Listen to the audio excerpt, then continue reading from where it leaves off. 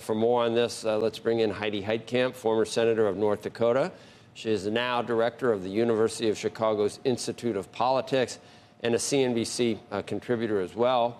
Also, Judd Gregg, who served as senator and governor of New Hampshire. Thank you both for joining us.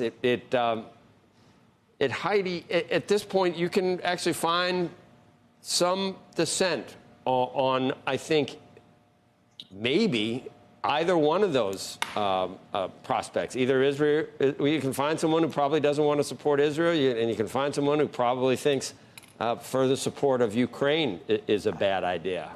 I think it was really smart of the president to combine the two, because the argument for American security is the same.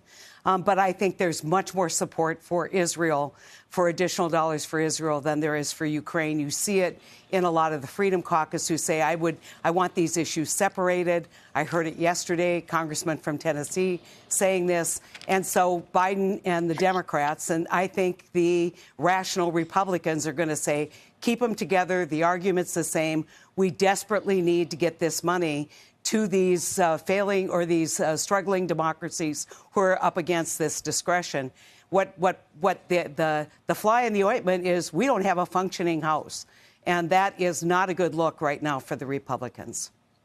Judd, can you explain it? And we don't always have to point fingers, but there's a piece in the Journal today, A World Without American Deterrence, and a gradual retreat into strategic passivity led to the world spinning suddenly out of control. And I mean, I would have to say the last administration sort of had an anti-neocon sort of component, that we don't need to be everything to everybody.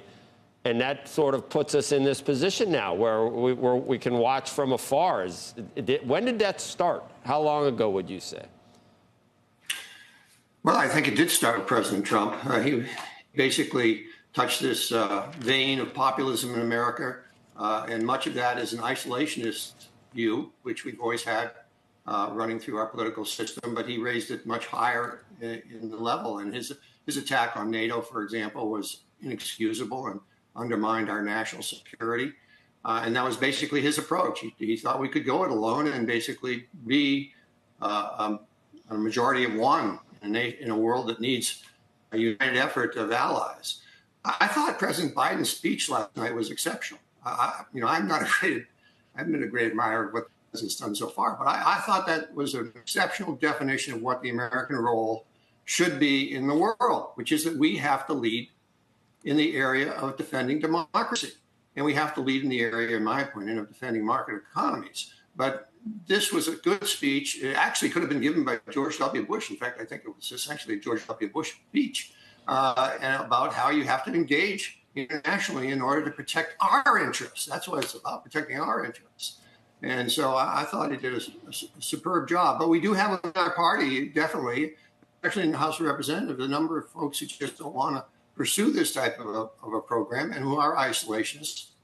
But remember, this government should not be a government of unanimity. You shouldn't have to have 100% to get things done.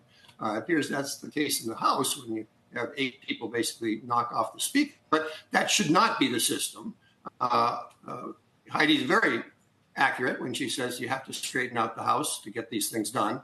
But it would appear to me that what the president has proposed should be able to produce a very strong bipartisan bill out of the Senate. Hopefully they'll pay for some of it, by the way. But it will be a bipartisan bill. It'll be sent to the House. And the question is, how does the House handle it, since they don't have any way to bring legislation forward? And one would hope that this, along with the obvious dysfunction of the House, would cause the House to start members who have been recalcitrant to go back to the table and figure out how to get a speaker. And my guess is the next speaker will be McCarthy again, because he only lost by 8 votes, and he seems to be the guy who can get closest to a majority.